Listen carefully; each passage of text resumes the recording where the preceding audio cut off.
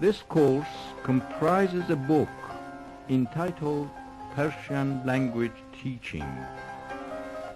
In Persian, آموزش زبان فارسی. Exercise 46. بشنوید و تکرار کنید. Listen and repeat. من امشب به خانه می آیم. من امشب به خانه می آیم. من امشب میام خونه. من امشب میام خونه. از کجا میایی و به کجا میروی؟ از کجا میایی و به کجا میروی؟ از کجا میایی و کجا میری؟ از کجا میایی و کجا میری؟ استاد فارسی هر روز به دانشگاه میآید. استاد فارسی هر روز به دانشگاه میآید. استاد فارسی هر روز به دانشگاه میاد. استاد فارسی هر روز به دانشگاه میاد.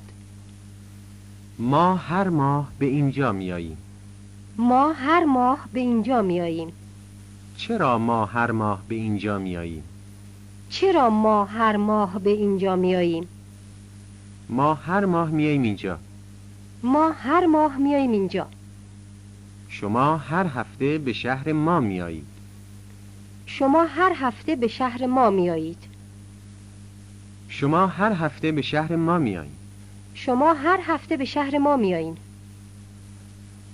آنها فردا ساعت 8 صبح به مشهد میآیند. آنها فردا ساعت 8 صبح به مشهد میآیند. اونا فردا ساعت 8 صبح میان مشهد. اونا فردا ساعت 8 صبح میان مشهد. من روی این صندلی می نشینم.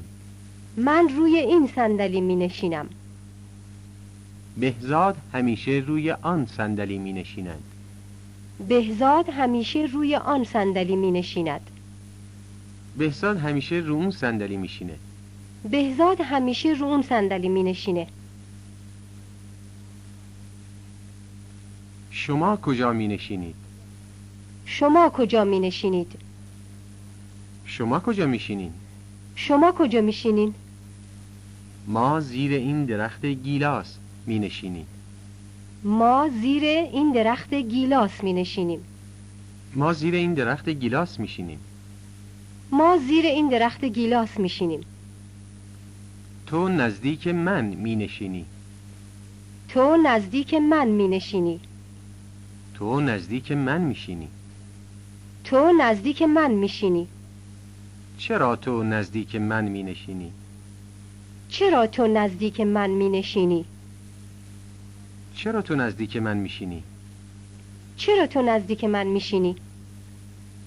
آنها دور از پنجره می نشینند. آنها دور از پنجره می نشینند. اونا دور از پنجره می شینند. اونا دور از پنجره می شینند. چرا شما همیشه روی این صندلی کوچک می نشینید؟ چرا شما همیشه روی این صندلی کوچک می نشینید؟ چرا شما همیشه روی این صندلی کوچیک می شینید؟ چرا شما همیشه روی این صندلی کوچیک می شینید؟